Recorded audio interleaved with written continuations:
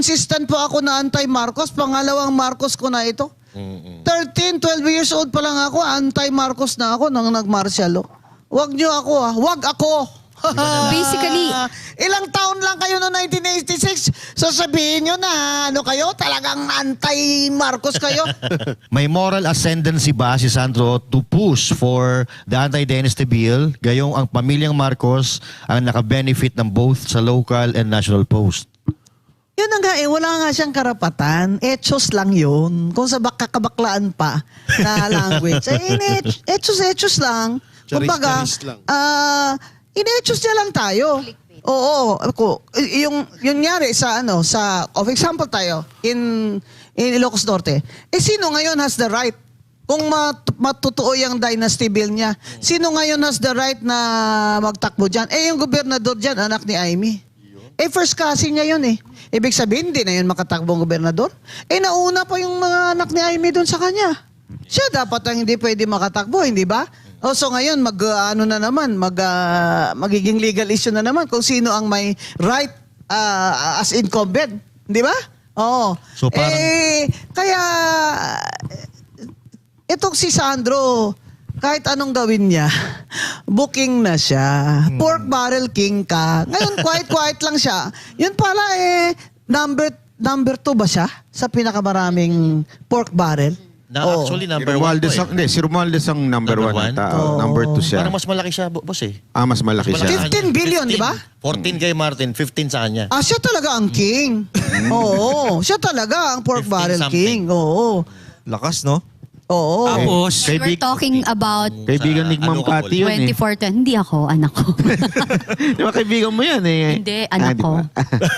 Tapos ano masasabi nyo doon, attorney? Tahimik yung mga kakampwet patungkol dito sa... Alam nyo, isa pa yun. Yung pag-suspend lang kay Barsaga. Sumama din sila doon na isususpend. My friend Chel Jokno is a human rights lawyer. Pabor siya doon na sinuspend si Kiko Barsaga and that is suppression of his freedom of speech. Pabor siya doon. Hindi ko nakilala itong mga taong ito. Parang, ano ba to? Parang nagbago na ba sila? Yun lang naman ang ko na kahit sino, magsasalita talaga ako. Sasabihin lang, yan si Rowena, kaya walang kaibigan yan Oy, dami ko kaya kaibigan. Hindi nga lang kayo.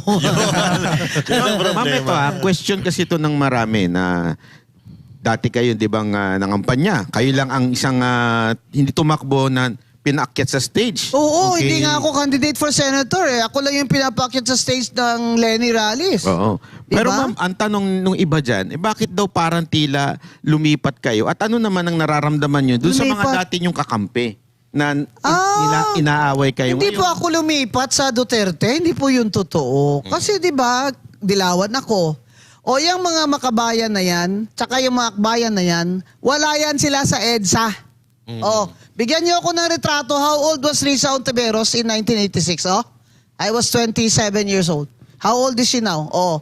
Wala yan sila sa EDSA 1. Kaya nga hindi sila na-appoint ni Cory dahil ang left nag-decide sila na hindi sila sasali sa snap election. Hindi sila sumali sa EDSA. Sa EDSA 2 na, medyo nandyan na sila. Pero yung kakamping na word, ginagamit yan dun sa mga kumampi sa kay Lenny. Yes. Yan. So hindi lang masabing hindi ako kakamping dahil sobra pa ang kampanya ko at gastos ko kay Lenny kaysa sa inyo dyan Yung nga ibang mga donation dyan ng mga katropa ko i-accounting nyo nga. Lalo na yung mga taga Iloilo, i-accounting nyo daw. Yeah. So, ibig sabihin po ba nito yung Hindi po ako nagdo-Duterte. Consistent po ako na anti-Marcos. Pangalawang Marcos ko na ito. 13, 12 years old pa lang ako, anti-Marcos na ako nang nag-martial law. Wag nyo ako wag ako.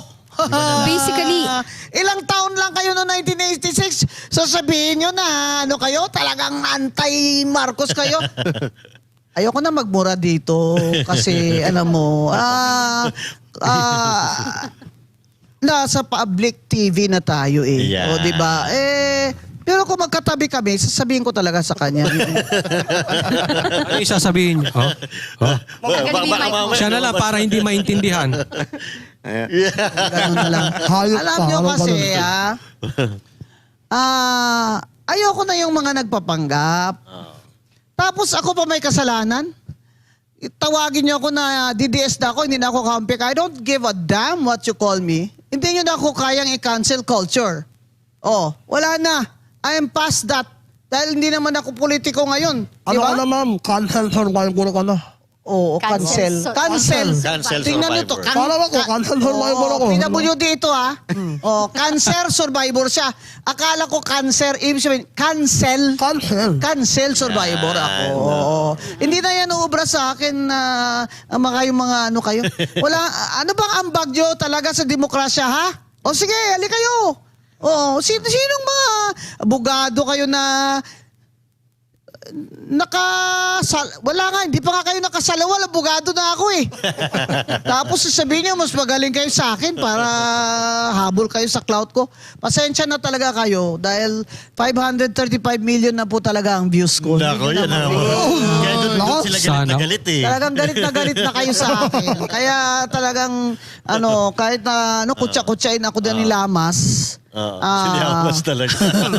May talabas. Sorry. Naging sila- Nag-surrender siya eh. Nag-surrender siya eh. Nahimik. Ayaw niya na, nag-surrender siya kasi hindi niya na kaya. Ang daming banat sa kanya. May roll-on. May tartar.